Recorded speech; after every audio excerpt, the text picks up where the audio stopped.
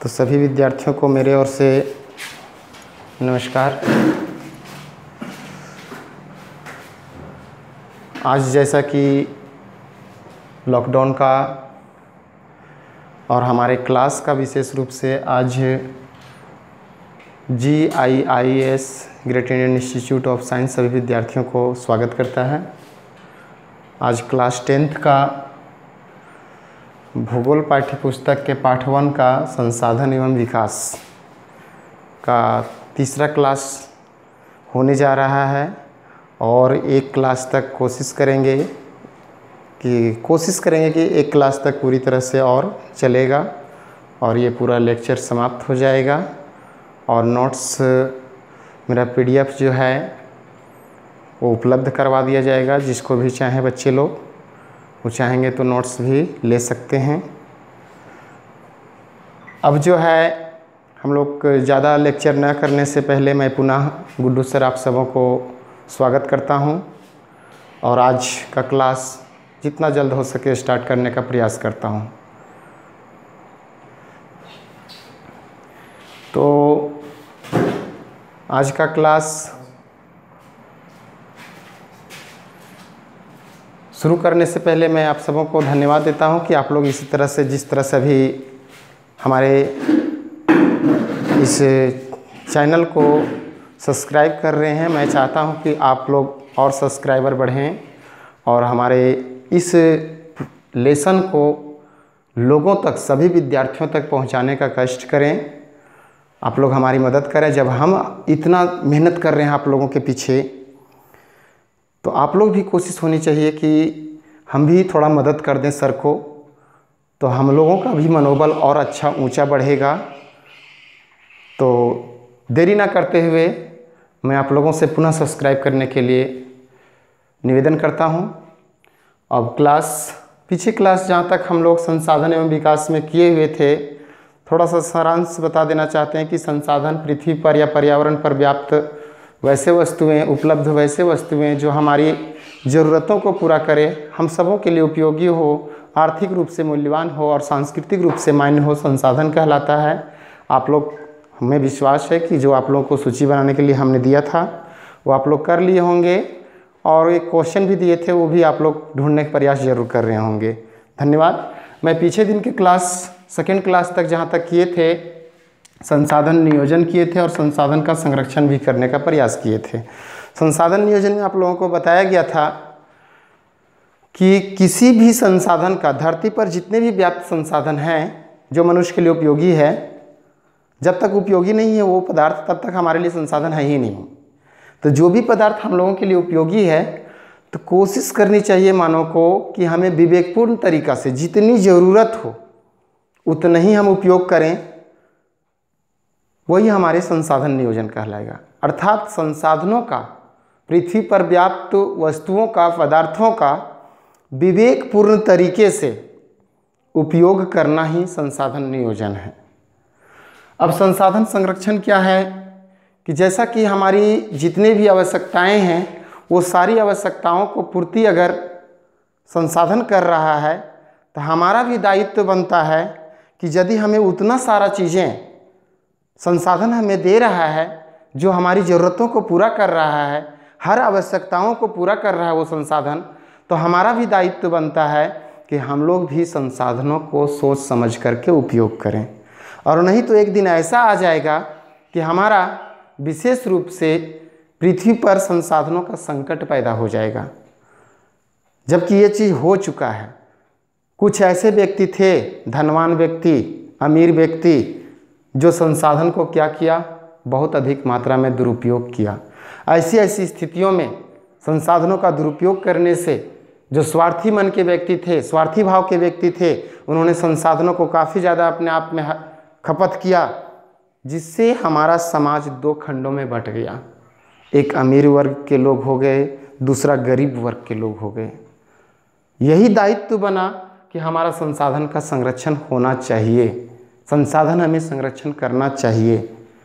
जब समाज 2 वर्गों में बटा तो वो भावना किसके प्रति, 2 वर्गों में बंटने का एक भावना आया तो वो स्वार्थी व्यक्ति के प्रति आया। अगर संसाधन का सब व्यक्ति अगर चाहता कि हर लोगों के लिए उपलब्ध हो तो निश्चित रूप से समाज दो भागों में नहीं बंटता। लेकिन आज संसाधन के कारण से समाज दो खंडों में टूट चुका है, अमीर और गरीब, संसाधन संपन्न और संसाधन विहीन। इसीलिए इस संसाधन संरक्षण पर गांधी जी का एक युक्ति था। गांधी जी ने कहा था, भारत के राष्ट्रपिता महोदय महात्मा गांधी जी ने बोले थे कि अगर स्वार्थी व्यक्ति जो है उसके लिए बोला गया था कि हमारे पृथ्वी पर, हमारे भारत की भूमि पर, हमारी धरती पर इतना अधिक मात्रा में संसाधन है कि हर एक लोगों को पेट भर सकता है, लेकिन स्वार्थी लोगों को पेट ही नहीं भर सकता है। तीन युक्तियों को हमें ध्यान रख करके संसाधन का विशेष रूप से हमें संरक्षण करने की आवश्यकता है। ठीक है, तो चलिए आज का पिछले दिन के क्लास के बाद आज का जो नया क्लास है हम लोगों के लिए भूमि संसाधन और उस भूमि संसाधन का उपयोग भी सीखेंगे।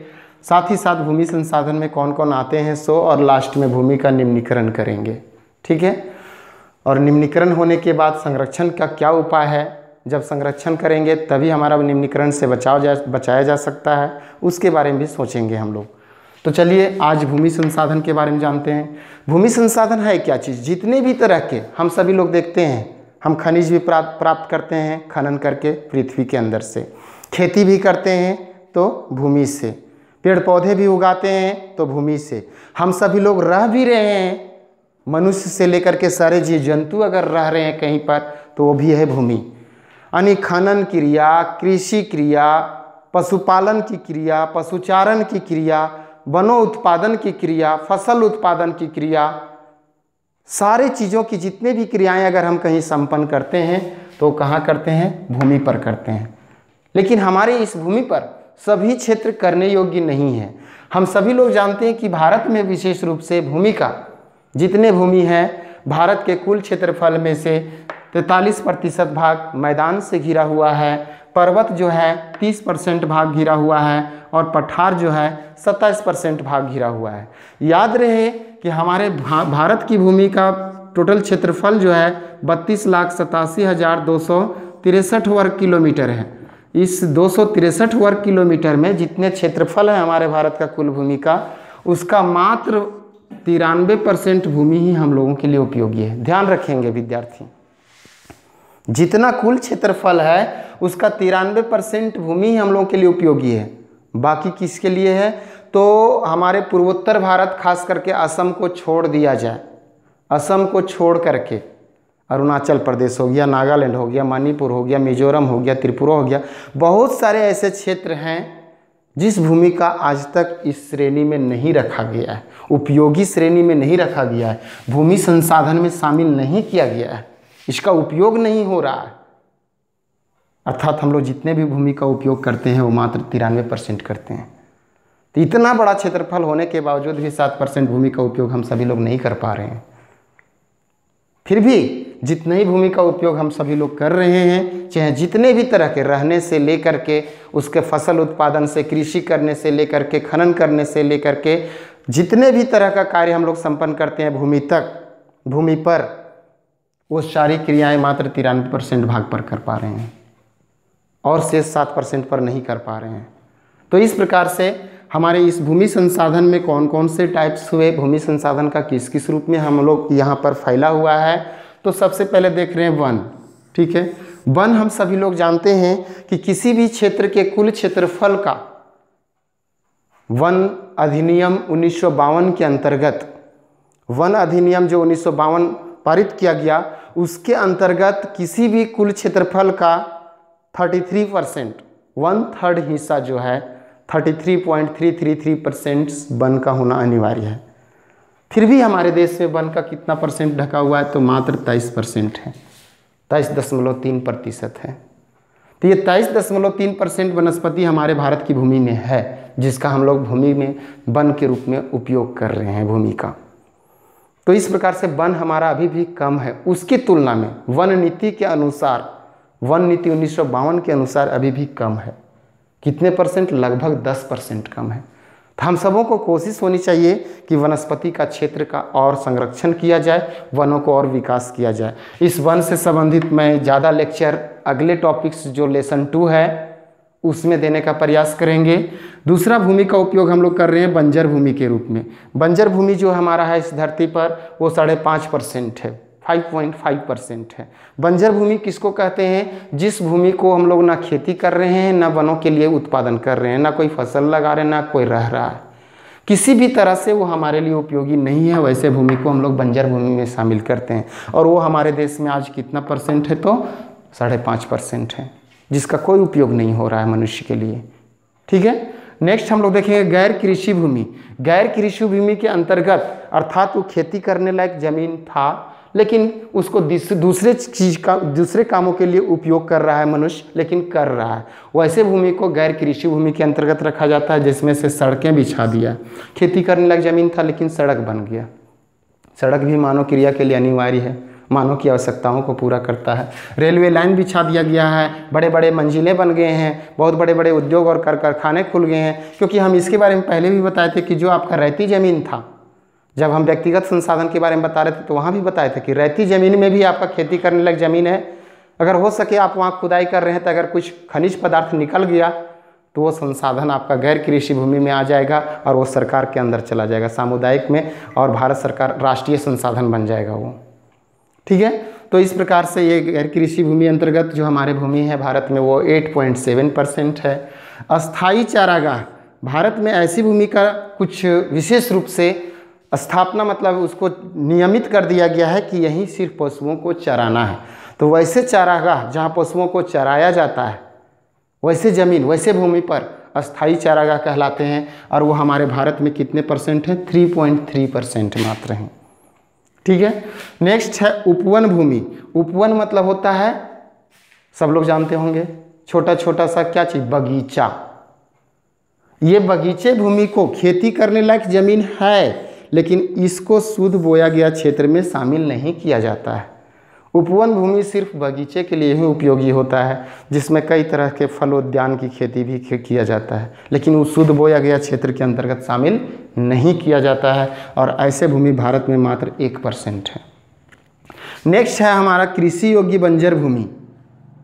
खेती लायक जमीन था लेकिन उस जमीन में बंजर बना दिया गया है, ना वनस्पति है ना वहाँ खेती नहीं किया जा रहा है। था खेती करने लायक लेकिन इसका उपयोग किसी काम के लिए नहीं कर पा रहे हैं, उसको बंजर भूमि में परिवर्तन कर दिया गया है। अर्थात वैसा भूमि बंजर भूमि कृषि योग्य बंजर भूमि कहलाता है जहाँ आज से 5 साल पहले तक और अभी तक किसी भी प्रकार से 5 साल से किसी भी तरह का खेती नहीं किया गया हो, वैसे भूमि को हम लोग कृषि योग्य बंजर भूमि कहते हैं। अर्थात लिख दिए यहाँ पर जहाँ 5 साल से कोई भी खेती नहीं की गई हो, ऐसे भूमि हमारे देश में कितना % है? तो 4% है।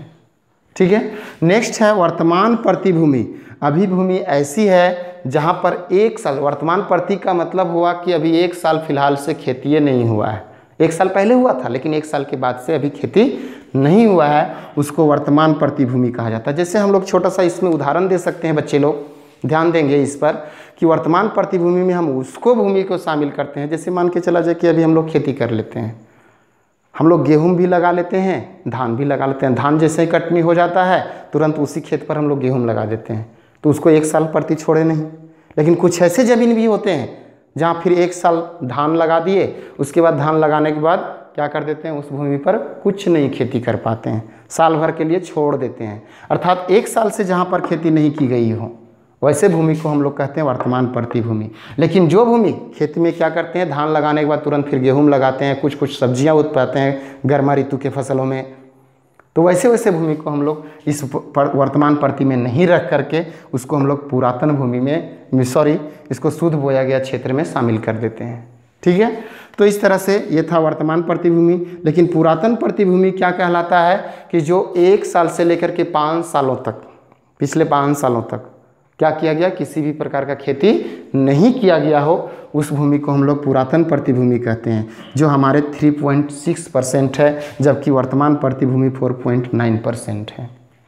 अब नेक्स्ट है शुद्ध बोया गया क्षेत्र। शुद्ध बोया गया क्षेत्र मतलब है कि साल भर में कम से कम 1 से 2-3 तरह के फसल साल भर में खेती कर लेना। 3-4 टाइप्स का खेती कर लिया जाता है, जहाँ पे साल भर में देखते हैं कि कभी उसी खेत में जो है सो मकई लगा दिया, कभी आलू लगा दिया, कभी और सब्जी लगा दिया। मतलब एक साल के अंदर में 3 तरह की कम से कम फसल का उत्पादन करना, 3 बार खेती कर देना एक ही खेत में, तो उसको हम लोग कहते हैं शुद्ध बोया गया क्षेत्र या सकल क्षेत्र, सकल कृषि योग्य भूमि कहा जाता है, या उसी को निवल क्षेत्र के अंतर्गत शामिल किया जाता है। जो हमारे भारत में सबसे अधिक यही भूमि है अभी, जो 45.5% है, 45.5% है। तो जो हमारा क्या कहलाता है, शुद्ध बोया गया क्षेत्र। क्वेश्चन पूछता है इसमें 1 नंबर का क्वेश्चन कि इसी से पूछता है कि हमारे भारत में वनस्पति का विस्तार कितने प्रतिशत भूमि पर है, या हम लोग वन के रूप में भूमि का उपयोग कितना प्रतिशत करते हैं, तो 23.3%। कभी पूछता है क्वेश्चन कि शुद्ध बोया गया क्षेत्र का भूमि का उपयोग हम लोग कितना % करते हैं, तो 45.5%। ये जो आंकड़ा हम दे रहे हैं वो आंकड़ा आपका 2017 के अनुसार है, ठीक है। 2017 के अनुसार जो आंकड़ा दिए हैं वो 2017 के अनुसार है। अब इसमें एक क्वेश्चन, लॉन्ग क्वेश्चन 6 नंबर का बनता है, विद्यार्थीगण ध्यान देंगे इस पर। 6 नंबर का क्वेश्चन क्या बनता है, एक क्वेश्चन रहता है 1961 का, ठीक है। 1961 में और वर्तमान में, ठीक है, 2001 का देता है, ठीक है। 1961 और 2001 के भूमि का उपयोग की तुलना करके वर्णन करने के लिए बोलता है। तो बस यही आपका है, ठीक है। पुराने के समय को छोड़ करके उसको जो है सो 1961 को छोड़ करके हम लोग इस पर चलेंगे, ठीक है। जो हमारा 2001 के बाद से 2017 का रिपोर्ट दिखाया गया है आपको, इस 2017 का रिपोर्ट पूरा फैक्ट रिपोर्ट दिखाया गया है, जिसमें कहीं त्रुटियाँ शायद नहीं हैं, ठीक है। ये था आपका भूमि का उपयोग। नेक्स्ट हम लोग देखते हैं भूमि का निम्नीकरण, फिर लास्ट में उसका संरक्षण करेंगे। निम्नीकरण का अर्थ क्या होता है, ये भी क्वेश्चन भी आई है बच्चे, विद्यार्थीगण इस पर भी ध्यान देंगे। भूमि का निम्नीकरण, निम्नीकरण का मतलब होता है ह्रास होना। क्या चीज़ का ह्रास होना, भूमि की उत्पादन शक्ति में कमी हो जाना, उपजाऊ शक्ति घट जाना, यही है भूमि का निम्नीकरण। अभी हम सभी लोग जान रहे हैं कि हमारे देश में भूमि संसाधन से, भूमि के उपयोग से जितने भी मनुष्य हैं, वो हर कोई मनुष्य अपनी मूल आवश्यकताओं का जितना भी चीज़ें हैं उपयोग करता है, उसका 95% भाग भूमि से प्राप्त करता है। 100% अगर कोई भी सामान उपयोग कर रहा है कोई भी एक व्यक्ति, तो उसका 95% कहाँ से प्राप्त करता है, तो भूमि से प्राप्त करता है। जब इतनी सारी ज़रूरतों को 95% उपयोगी पदार्थों को भूमि हमें दे रहा है और हम सभी लोग भूमि का ह्रास कर रहे हैं, तो निश्चित रूप से हमें इसके बारे में सोचना पड़ेगा। भूमि का निम्नीकरण हो रहा है, इसके बारे में हमें ख्याल रखना पड़ेगा। आज अगर देश में बात किया जाए, हमारे भारत देश में भूमि कितना %, तो 13 करोड़ हेक्टेयर, 13 करोड़ हेक्टेयर भूमि निम्नीकृत हो चुकी है हमारे देश के कुल भूमि का। और उस 13 करोड़ हेक्टेयर में से 28% जो भूमि है वो वनों के अंतर्गत शामिल है, जो निम्नीकृत हो चुका है। और 56% भूमि जो है वो जल अपर्दन के कारण से निम्नीकृत हो चुका है। ये एक सोचनीय विषय है। जबकि शेष जो भूमि का निम्नीकरण हुआ है, यानी इस 13 करोड़ हेक्टेयर में से 28% भूमि वन से निम्नीकृत है, वनों में निम्नीकृत है, और 56% जल अपर्दन से निम्नीकृत है। जो शेष भूमि निम्नीकृत वाला भूमि बच जाता है, वो किसके कारण से निम्नीकृत है, तो लवण के कारण से और क्षार के कारण से।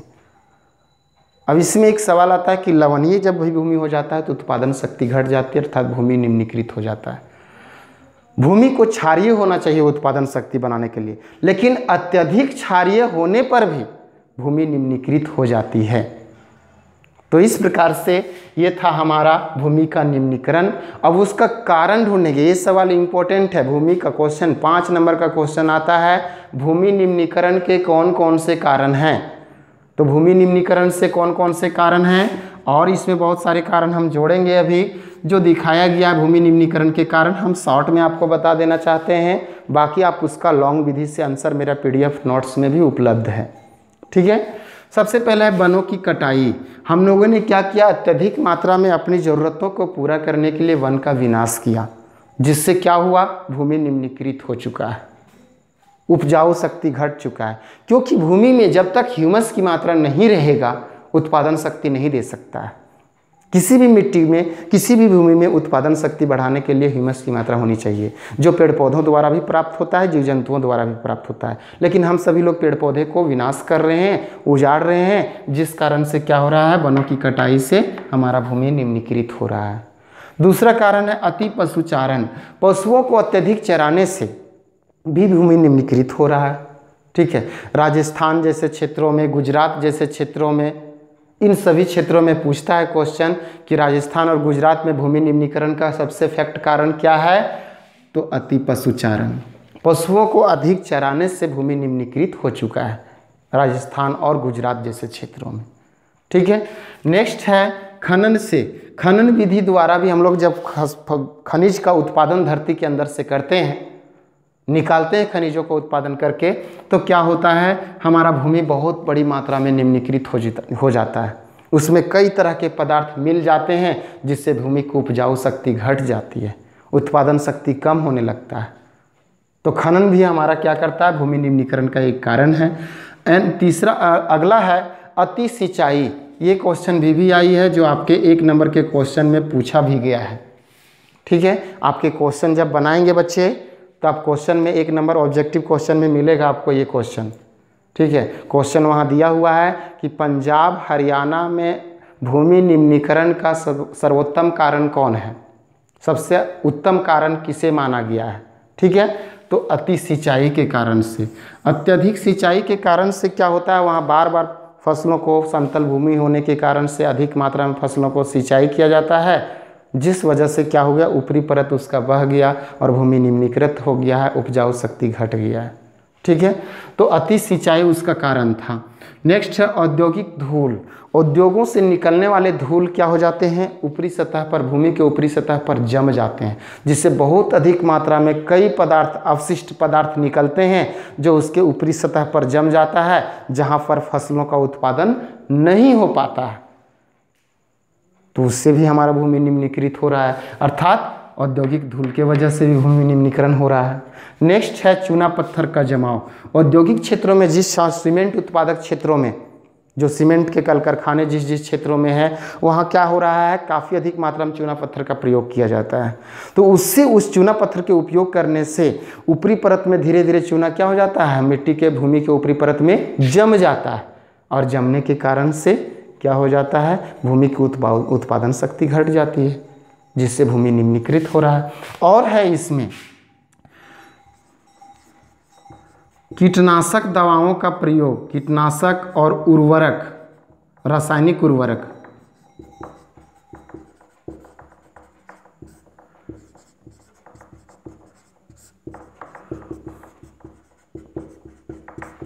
कीटनाशक दवाओं और रासायनिक उर्वरकों के प्रयोग करने से भी क्या हो रहा है, हमारी भूमि निम्नीकृत हो रही है। इसीलिए हमें इसके जगह पर, रासायनिक उर्वरकों के जगह पर गोबर खाद का प्रयोग करना चाहिए, अपशिष्ट पदार्थ का प्रयोग करना चाहिए, जिससे भूमि का निम्नीकरण से भी बचाया जा सकता है। ये था आपके निम्नीकरण के कारण। नेक्स्ट है, अब हमें जब भूमि निम्नीकृत हो रही है तो क्या इसी तरह से छोड़ देना चाहिए? नहीं, हमें कोशिश करनी चाहिए कि हम पुनः उस भूमि को उस लायक बनावें, जिससे हमारा पुनः उत्पादन जैसा पहले देता था वैसा हो सके, भूमि के निम्नीकृत को बचाया जा सके। तो भूमि के निम्नीकरण होने से बचाने की प्रक्रिया ही भूमि का संरक्षण है। और वो संरक्षण हम कैसे कर सकते हैं, उसके कौन कौन से उपाय हैं? सबसे पहले क्या करना पड़ेगा, वन रोपण की क्रिया करना पड़ेगा, अर्थात वनों का जो विनाश हो रहा है उसे कंट्रोल कीजिए। वनों को संरक्षण करने के साथ साथ वन रोपण का कार्य भी प्रारंभ कीजिए, जिससे क्या हो सकता है, भूमि का निम्नीकरण हो सकता है। नेक्स्ट है, प्रदूषित जल का उचित प्रबंधन करना चाहिए। जैसे उद्योगों से, शहरों से, नगरों से निकलने वाले जो अपशिष्ट पदार्थ होते हैं, खास करके जल, प्रदूषित जल जो होते हैं, जो भूमि में प्रवाहित किया जाता है, और वो भूमि को क्या कर देते हैं, अम्लीय बना देते हैं, चाहे क्षारीय बना देते हैं, जिससे भूमि निम्नीकृत हो जाता है। तो हमें कोशिश करनी चाहिए कि प्रदूषित जल का उचित प्रबंधन हो, अर्थात भूमि के आगे बहावें, लेकिन उसका एक क्या होना, उचित आपका छानन विधि द्वारा उसको रोकने का प्रयास कीजिए। अपशिष्ट पदार्थों को छान दिया जाए, परिष्करण किया जाए उसका, जिससे क्या हो सके, हमारा भूमि का प्रदूषण ना हो सके, भूमि का निम्नीकरण ना हो सके। ठीक है। नेक्स्ट है अति सिंचाई ना करना, कंट्रोल पर जितनी ज़रूरत हो।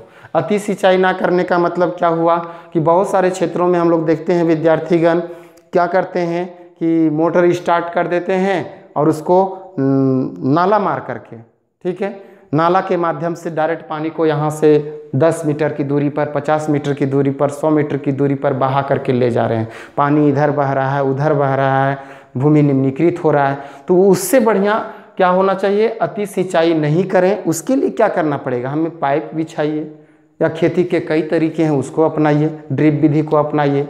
ठीक है, जिससे क्या हो सके, हमारा पानी भी बर्बाद ना हो और हमारा भूमि का निम्नीकरण भी ना हो। ठीक है। अति सिंचाई पर कंट्रोल, पशुचारण पर नियंत्रण करना चाहिए। एक अस्थायी चारागाह पर विशेष ध्यान देना चाहिए कि हम पशुओं को वहीं चराएंगे। एक अस्थायी चारागाह बनाना पड़ेगा, अर्थात उस पर कंट्रोल भी करना पड़ेगा, अस्थायी चारागाह की व्यवस्था करना पड़ेगा पशुचारण पर नियंत्रण करके। तो ये सभी कारक जो ऐसे हैं जिससे हम भूमि पर निम्नीकरण को बचा सकते हैं। नेक्स्ट है बंजर भूमि का उचित प्रबंधन करना चाहिए। जो भी बंजर भूमि है, खाली पड़ा जमीन है, जहाँ कुछ नहीं हो रहा है, वहाँ कोशिश करें कि हम लोग ऐसा विधि अपनावें जिससे खेती भी हो सके, और नहीं खेती हो सके तो कम से कम वनस्पति का विकास उस क्षेत्र में कर सकें, बंजर भूमि में हरियाली में परिवर्तन कर सकें। वो था जिससे हमारा भूमि निम्नीकरण कम होगा। नेक्स्ट है खनन पर नियंत्रण करना, अर्थात जो खनन से जो हो रहा है अत्यधिक हानि भूमि का, उस पर कंट्रोल करने की आवश्यकता है। और कीटनाशक दवाओं अर्थात रासायनिक उर्वरकों के जगह पर रासायनिक उर्वरक के स्थान पर